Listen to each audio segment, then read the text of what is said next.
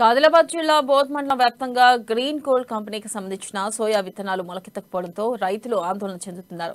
ఒక్కో బ్యాగు 3,600 రూపాయలు పెట్టి కొనుగోలు చేశామని, మిగతా సీడ్స్ అన్ని మొలకెత్తాయని వివరించారు.